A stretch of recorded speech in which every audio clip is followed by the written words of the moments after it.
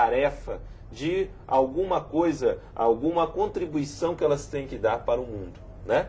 E elas têm essa noção de que isso é intransferível, quer dizer, não podem passar para outra pessoa e é exclusivo. Então, se elas não fizerem, mais ninguém vai fazer.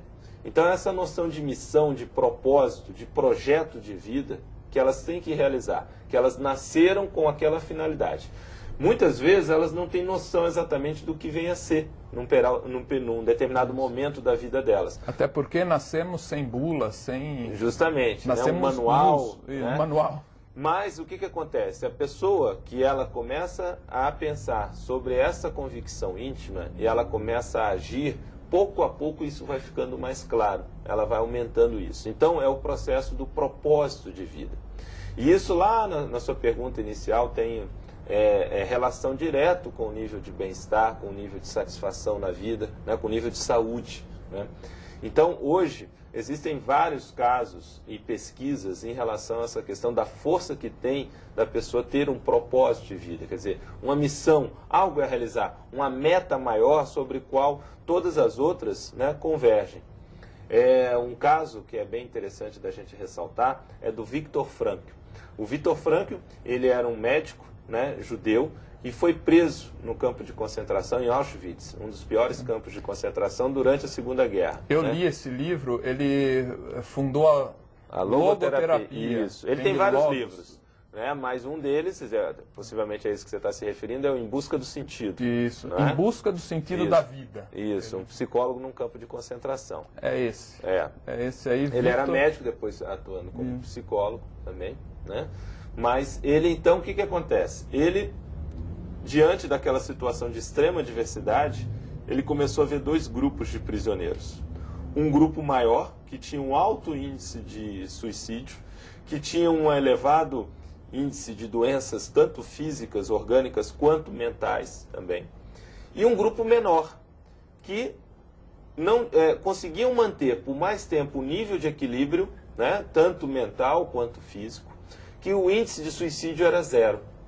E ele começou a se questionar o que fazia um prisioneiro pertencer a um grupo ou ao outro, né?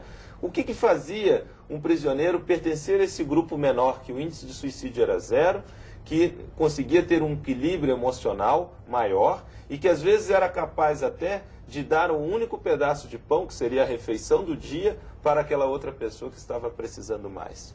E a partir daquela experiência, então, traumática, de extrema diversidade, ele começou a observar e constatou que esse grupo menor, as pessoas que faziam parte desse grupo menor, todas elas tinham como denominador em comum o quê? Um propósito de vida. Não importava qual fosse. O que importava é que todos tinham um propósito a realizar. Poderia ser criar uma instituição assistencial, poderia ser dar continuidade a uma pesquisa, a ter um cuidado com determinadas pessoas, não importava. O que importava é que todos eles tinham um propósito de vida.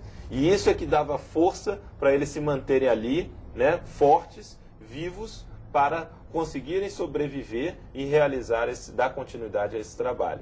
Então, foi o caso dele. Ele conseguiu sobreviver após a libertação, então ele criou isso que você mencionou, essa linha terapêutica, que é a logoterapia, que é a terapia do sentido da vida. Então isso é um caso que indica para a gente justamente essa questão da força que tem, né, um impacto que tem positivamente a pessoa que começa a identificar o seu propósito de vida. E todas as pessoas, então, todos os seus telespectadores, podem identificar esse propósito de vida e podem começar a executá-lo. Aí vem a minha pergunta, como fazer isso? Como identificar? Como eu vou achar esse norte? O que acontece? Nós aí vamos estudar um conceito dentro da Conscienciologia, até para poder responder à sua questão. A Conscienciologia é a ciência que estuda o ser humano de maneira integral, né? Considerando não só os aspectos físicos, mas os aspectos além do físico. Então, é o que a gente chama da multidimensionalidade, da ou da pluriexistencialidade, quer dizer, uma série de noções que vão constituir um paradigma para estudo do ser humano ou da consciência, como nós chamamos, que é o ego, o espírito, alma, princípio inteligente, o self, o nome que queira dar. Mas essa noção que sou eu, você, cada um dos seus telespectadores. Então, a partir dessa ciência, nós vamos estudar o propósito de vida de uma maneira mais ampla. E aí, esse propósito de vida passa a ter o conceito de programação existencial, ProEx. Essa que é justamente o que a gente vai estudar, tá? E para que a gente possa entender bem isso, bem essa noção de programação existencial, com a abordagem da Conscienciologia, um fenômeno que vai ilustrar bem para que o seu telespectador possa entender isso, é o fenômeno da projeção da consciência, que é popularmente conhecida como viagem astral, desdobramento, né? que é definido como? Quando a pessoa se encontra num ponto físico diferente do seu próprio corpo. Muitas pessoas, às vezes, já passaram por essa experiência quando ela está deitada e se vê fora, observando o próprio corpo, né? Contudo, ela mantém os seus atributos mentais funcionando. Lucidez, memória, atenção, concentração. Ela sabe o que ela fez antes, ela sabe o que ela vai fazer depois, ela mantém a sua vontade. Então, veja, ela não está sonhando, ela está lúcida como nós estamos aqui, como o seu telespectador que está assistindo. Tá? Só que ela está num ponto físico diferente do seu próprio corpo. E isso, então, faz o quê? Com que ela tenha algumas constatações. A pessoa que passa por uma experiência dessa, ela tem algumas constatações, né? Mas é importante ressaltar o seguinte, que todo esse estudo que a gente faz não é nenhuma abordagem mística, religiosa, esotérica. Nós temos uma abordagem da Conscienciologia e do estudo desses fenômenos a partir da ciência, uma abordagem científica. Mas o critério que nós vamos utilizar é o quê? O critério da comprovação pessoal. Deixa eu abrir um parênteses para você. Nosso último programa aqui, do Ciência e Consciência, foi sobre experiência de quase-morte. A experiência de quase-morte estaria ligado a esse fenômeno? Ela é um tipo de projeção. É uma espécie da projeção. É um tipo de projeção. E a projeção... Seria a projeção forçada, tá? É uma projeção normalmente numa condição patológica, porque está envolvendo ou um acidente ou uma outra condição, né, que a pessoa é dada clinicamente como morta, né, e passa pelo fenômeno. Mas então é um tipo de projeção. E você está comentando do lado sadio dessa projeção. Isso, a pessoa pode ter a projeção espontaneamente. Muitas pessoas, às vezes, têm isso e não se dão conta, né? E pode fazer até de forma voluntária. Quer dizer, hoje existem técnicas que a pessoa pode aplicar para que ela passe por essa experiência, né? Ela mesma desencadeia.